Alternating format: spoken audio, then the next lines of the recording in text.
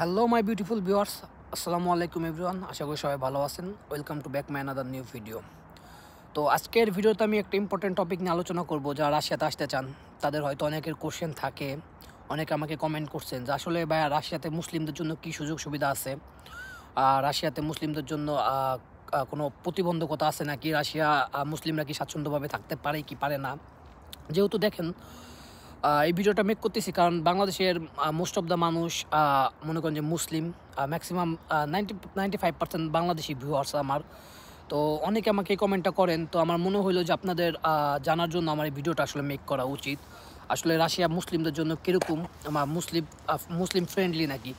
কারণ পৃথিবীর অনেক দেশে, ভালো ভালো উন্নত দেশগুলোতে মুসলিম বিরোধী অথবা মুসলিমদের পছন্দ করে না, তারা মুসলিমদের অপছন্দ করে, নানা রকম প্রতিবন্ধকতা থাকে মুসলিমদের প্রতি। আর রাশিয়ার কী অবস্থা, রাশিয়া নিয়ে আমি একটু আলাপ আলোচনা করি এবং আমি আমার পার্সোনাল এক্সপিরিয়েন্স শেয়ার করি। তো লেটস স্টার্ট দ্য ভিডিও। তো ফার্স্ট অফ অল আমি রাশিয়ার ভৌগোলিক অবস্থাটা বলি। রাশিয়া একটা খ্রিস্টান প্রধান দেশ। রাশিয়ার প্রধান ধর্ম হইল খ্রিস্টান। কিন্তু রাশিয়া যে পাশের দেশ, যেমন উজবেকিস্তান, তাজাকিস্তান, কিরগিজস্তান, আজারবাইজান, এগুলো রাশিয়ার সব পার্শ্ববর্তী দেশ এবং রাশিয়ার সাথে খুব ভালো সম্পর্ক। এগুলো সোভিয়েত ইউনিয়নের একটা অংশ ছিল। যখন রাশিয়া ভাগ হইলো, এগুলো আলাদা দেশ হিসাবে গঠন হইলো। কিন্তু এই দেশগুলোর সাথে রাশিয়ার খুবই ডিপ একটা সম্পর্ক। তো রাশিয়ার পাশের দেশগুলো মুসলিম। আর রাশিয়ার ভিতরে বড় বড় কিছু মানে ইসলামিক স্টেট আছে, মনে করেন যে ইসলাম প্রধান রাজ্য আছে। যেরকম মনে করেন যে তাতান আছে, দাগিস্তান আছে, তারপরে চেচেন আছে। চেচেন আর্মির নাম সবাই শুনছেন, বিশ্ববিখ্যাত একটা পাওয়ারফুল আর্মি। তো রাশিয়াতে মুসলিম দ্বিতীয় বৃহত্তর ধর্ম মুসলিম। আর তাদের আশেপাশের দেশগুলোতে একটা খুব হিউজ অ্যামাউন্টের মুসলিমরা বসবাস করে। তো কর্মসংস্থানের ভিত্তিতে উজবেকিস্তানি, তাজাকিস্তানি, কিরগিজস্তানি, তো যারা আছেন আজারবাইজান, তারা রাশিয়াতে আসে। আপনারা যখন রাশিয়াতে আসবেন তখন আপনারা একটা জিনিস ফলো করবেন যে রাশিয়াতে রাশিয়ানদের থেকে আপনারা এই দেশের মানুষগুলোকে বেশি দেখতে পারবেন। আপনারা যে কোনো শপে যাবেন, যে কোনো খাবারের দোকানে যাবেন, যে কোনো রেস্টুরেন্টে যাবেন, দেখবেন যে 95% এই দেশের লোকরাই কাজ করতেছে। কারণ রাশিয়ানরা নর্মালি খাবার কুকিং অথবা মনে করেন যে অন্যান্য কাজ, যেমন চুল কাটা, তারপর মুদির দোকান টোকান অথবা গ্লোসারি শপ, মানে কাপড়ের দোকান, টিজনেস, এগুলো তাদের করতে খুব কম দেখা যায়। এগুলো নর্মালি এই পাশের দেশগুলোর মানুষগুলো করে। এই যে ফুড ডেলিভারি বলেন, যা দেখবেন আপনারা এই দেশে রাশিয়ান দেখার থেকে একটা জিনিস কি, মস্কোতে থাকলে রাশিয়ানদের থেকে আপনারা উজবেকি, তাজাকি, কিরগিজদের বেশি দেখতে পারবেন। তো তারা হইল কি মুসলিম। তো তারা মুসলিম হওয়ার সাথে, তো মস্কোতে রাশিয়ান মুসলিম নাগরিকের থেকে মানে যে যারা এই কাজের জন্য আসে, তাদের একটা হিউজ অ্যামাউন্টের মানুষ বসবাস করে মুসলিমরা। তো মুসলিম বসবাসের স্বার্থে মুসলিমদের সাথে রাশিয়ানরা কি অভ্যস্ত।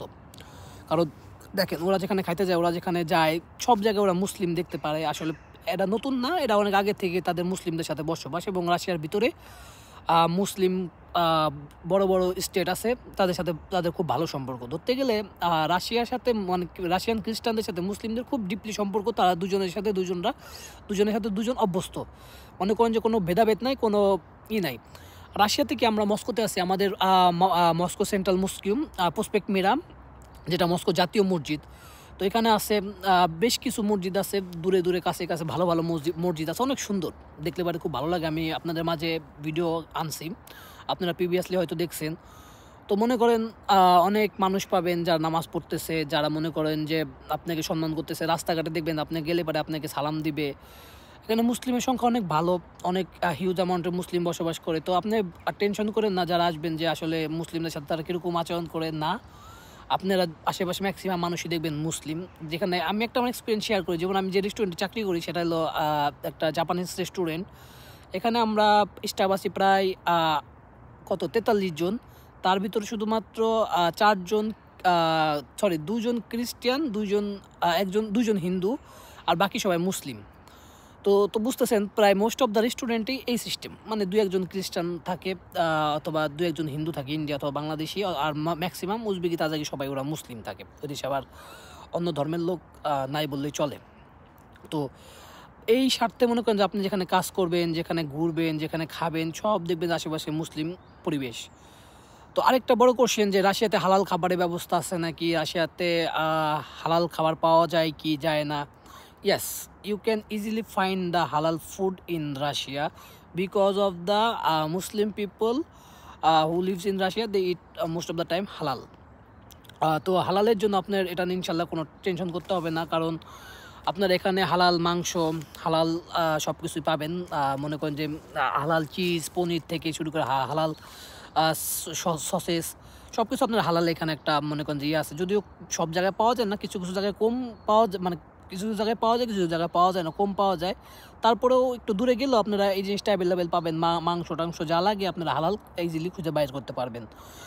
তো এটা আপনাদের জন্য একটা সুইটেবল যে আপনারা আলহামদুলিল্লাহ যারা ধর্মভীরু ভাইয়ারা আমার আছেন, যারা ধর্মটাকে অনেক রেসপেক্ট করেন। আসলে দেখেন আমরা সবাই মুসলিম, বাট কিছু কিছু মানুষ আছে যারা আমরা আমাদের ধর্মটাকে ওইভাবে পালন করি না। আর কিছু কিছু মানুষ আছে যারা ধর্মের প্রতি খুব আবেগিক, ধর্মের প্রতি খুব মনে করেন যে সম্মান প্রকাশ করে। তো তাদের জন্য এটা একটা মানে প্লাস পয়েন্ট যে আপনারা এখানে নামাজ পড়তে পারবেন অনায়াসে নির্দ্বিধায়, কোনো সমস্যা নাই। এখানে আপনার মুসলিমদের সাথে বেড়ে ওঠা, মুসলিমদের সাথে মনে করেন যে আপনাদের চলাফেরা, এবং আলহামদুলিল্লাহ আপনার এখানে হালাল খাবার খুব সহজ আপনারা পাওয়া যাবেন। তো আপনার ধর্ম নিয়ে আপনার মনে করেন এখানে কোনো রকমের সমস্যা হবে না, কারণ আপনার ধর্ম সুন্দরভাবে সবাই ধর্ম পালন করতে পারবেন। তা বলে এরকম না যে হিন্দু অথবা বৌদ্ধ তাদের জন্য কোনো বিরূপ পরিবেশ আছে। দেখেন এগুলা হইলো কি, এই যেসব দেশ কি স্বাধীন চেতনার দেশ, এখানে আপনার ধর্মটাকে আপনাকে ওইভাবেই করা হবে না, যে আপনার ধর্মতে আপনাকে জাজ করা হবে না যে আপনি হিন্দু অথবা আপনি খ্রিস্টান অথবা আপনি মুসলিম। আপনাকে অন্যভাবে তারা দেখবে না কোনো সময়, তারা আপনাকে সম্মান করবে অ্যাজ এ পার্সন হিসাবে, অ্যাজ এ মানুষ হিসাবে তারা আপনাকে সম্মান করবে। আপনার ধর্ম নিয়ে আপনাকে কখনো জাজ তারা করবে না, বিকজ অফ আমরা সবাই মানুষ, এবং যে যা ধর্মকে বিশ্বাস করে, যে যা ধর্মকে সম্মান করে, প্রতিটা ধর্মকে আমাদের সম্মান দেওয়া উচিত। আমাদের ইসলাম ধর্ম অনুযায়ীও আমাদের প্রতিটা ধর্মকে রেসপেক্ট করা উচিত। তো তারা মনে করেন যে তারা রাশিয়ানরা অথবা আশেপাশে দেশের মানুষরা কখনো আপনাকে অন্য চোখে দেখবে না। ইনশাল্লাহ মনে করেন যে আপনারা খুব নির্দ্বিধায় এখানে থাকতে পারবেন, নামাজ কালাম আদায় করতে পারবেন এবং হালাল খাবারের মাধ্যম পাবেন। তো এই ইনফরমেশনটা আমাকে অনেকজন কমেন্ট করছে যে ভাইয়া আসলে এই ইনফরমেশনটা দেন। তো আমার কাছে মনে হয়েছে যে না, এই ইনফরমেশনটা আসলে আমার শেয়ার করা উচিত, because it's a important topic.